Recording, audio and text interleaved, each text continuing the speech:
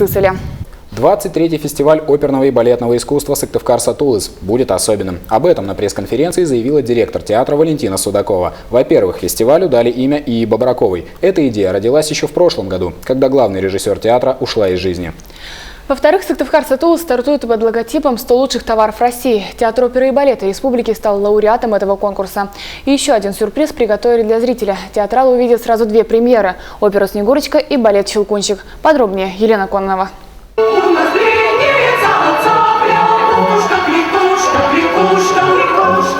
На сцене с одной стороны еще властвует зима, с другой весна торопится вступить в свои права. Посередине огромный пандус, главное место действа. Из зрительного зала кажется, что смотришь фильм в 3D. Именно такова была идея режиссера. Мастерам цехов, несмотря на нехватку времени, удалось воплотить ее в жизнь. Декорации рождались буквально в боевых условиях. За последнее время самый распространенный, так сказать, вид работы. На сцене идет спектакль, скажем, «Моя прекрасная леди», за глухим задником, с фонариками на головах.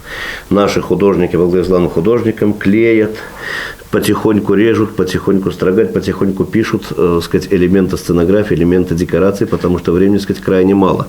Да и сама труппа работает в авральном режиме. У каждого артиста день расписан поминутно. Театр впервые рискнул поставить к фестивалю сразу две премьеры – балет «Щелкунчик» и «Мышиный король» и оперу «Снегурочка». По словам служителей мельпомены, для актеров это подвиг, для театра – своего рода экзамен. Мы пошли на риск, и, в общем-то, на риск хорошо просчитанный и оправданный. И то, что сейчас уже выходит, дает нам самые такие приятные надежды, что и зрителю это понравится. И, в общем-то, мы в работе получаем огромное удовольствие, потому что тот материал, та музыка, те жемчужины классики, которыми мы работаем, они для нас, мы на них растем, и мы пытаемся наше ощущение, наша любовь к этой музыке, к этим спектаклям, естественно, передать зрителям.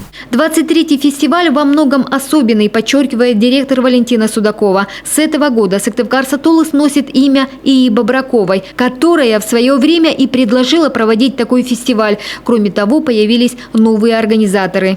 Фестиваль приобретает федеральный компонент звучания в плане его организации и проведения. В чем это выражается? Отныне во всех афишах, во всей рекламной продукции театра первое название организатора будет отдано Министерству культуры Российской Федерации. Это объясняется тем, что в этом году театр получит очень солидную финансовую поддержку со стороны федерального бюджета.